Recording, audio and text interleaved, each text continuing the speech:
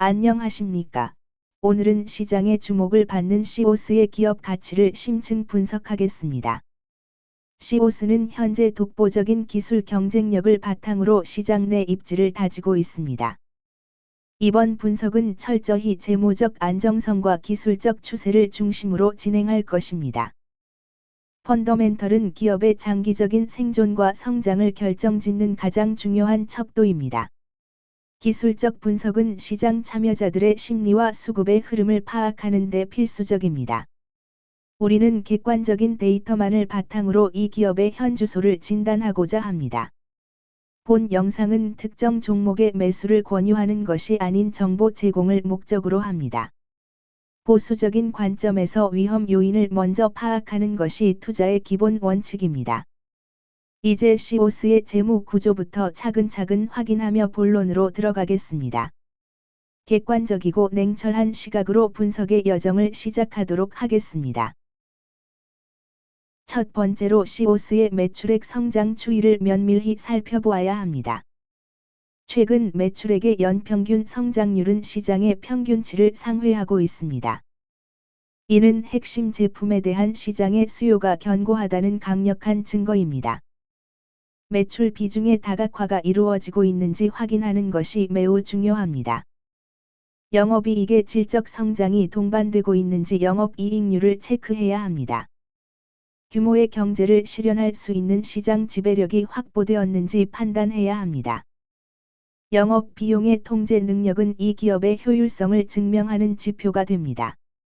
수익 구조가 일회성이 아닌 반복적인 형태로 정착되어야 합니다. 현재의 성장세가 향후 3년 동안 지속 가능할지 면밀히 검토했습니다. 안정적인 매출 성장은 기업 가치 상승의 가장 확실한 동력입니다.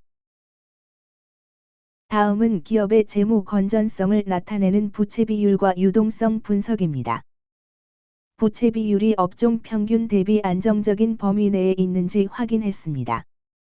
유동 비율은 단기적인 채무 상환 능력을 가늠할 수 있는 핵심 지표입니다. 이자 보상 배율을 통해 영업이익으로 이자 비용을 충분히 감당하는지 봅니다. 과도한 차입금은 불확실한 시장 상황에서 가장 큰 리스크가 됩니다.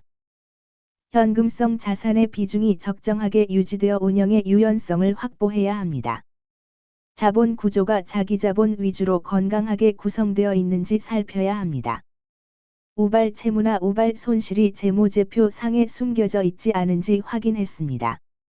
재무적 안정성은 기업이 어려운 시기에도 혁신을 지속할 수 있는 힘입니다. 지표상의 수치는 기업이 안정적인 성장을 이룰 기반을 갖췄음을 보여줍니다.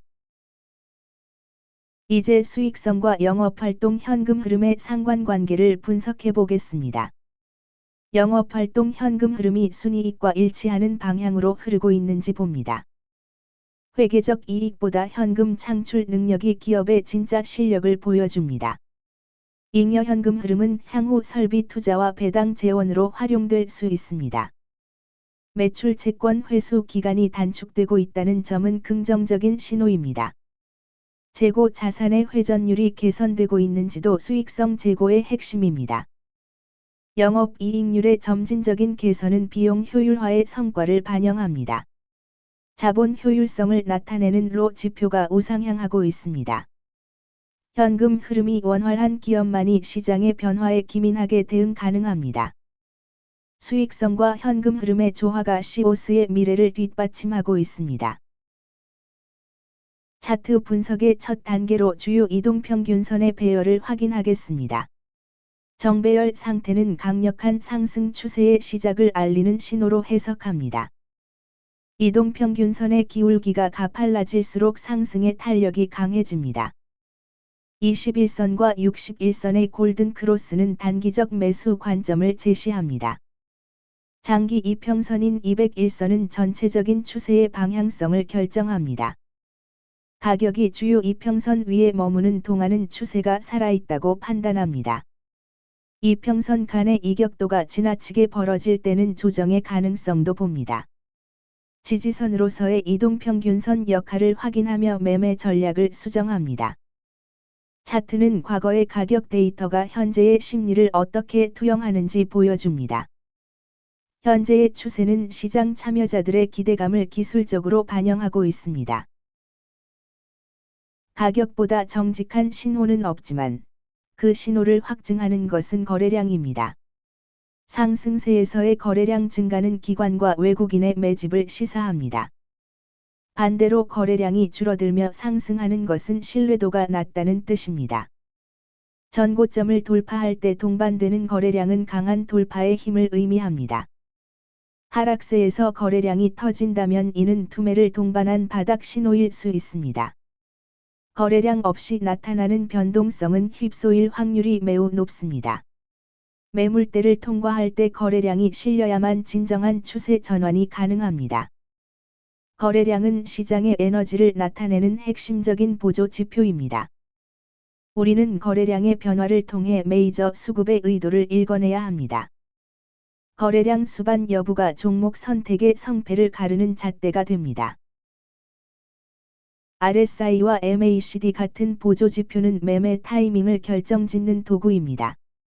RSI가 과매수 구간에 진입했다면 단기 차익 실현을 고민해야 합니다. 반대로 과매도 구간에서의 반등은 좋은 진입 기회가 될 수 있습니다. MACD의 시그널선 돌파는 추세의 강도가 변화하는 시점을 보여줍니다. 보조 지표 간의 다이버전스가 발생하면 추세 반전을 의심해봐야 합니다. 단일 지표에 의존하지 않고 여러 지표의 조합으로 신뢰도를 높입니다. 스토캐스틱 지표는 단기적인 변곡점을 포착하는 데 효과적입니다. 보조 지표는 항상 후행하지만 그 흐름을 통해 확률을 높일 수는 있습니다. 지표가 주는 신호를 맹신하기보다는 가격과의 조화를 우선시합니다. 지표 분석은 시장의 과열과 침체를 객관적으로 판단하게 해줍니다. 차트 상에서 역사적 지지와 저항 구간을 설정하는 것은 필수입니다. 이전의 고점은 돌파 후 강력한 지지선으로 변모하게 됩니다. 반면 돌파하지 못한 저항선은 강력한 매도 압력을 제공합니다. 피벗 포인트는 당일 혹은 단기적인 가격의 중심을 찾게 해줍니다. 지지선이 무너질 때는 과감한 리스크 관리가 반드시 동반되어야 합니다. 저항선을 뚫어내려는 시도가 반복될수록 돌파 확률은 높아집니다. 가격대의 군집 현상을 통해 시장의 매물대를 파악할 수 있습니다. 심리적 마디 가격 역시 무시할 수 없는 저항 요소가 됩니다. 우리는 지지선 근처에서 매수하고 저항선 근처에서 수익을 실현합니다. 지지와 저항은 시장이 기억하는 가격의 약속과도 같습니다. 마지막으로 볼린저 밴드를 통해 시장의 변동성과 추세를 측정합니다. 밴드의 폭이 좁아지는 수축 구간은 폭발적인 시세의 전조입니다. 밴드 상단을 타고 흐르는 주가는 매우 강력한 상승 동력을 가집니다.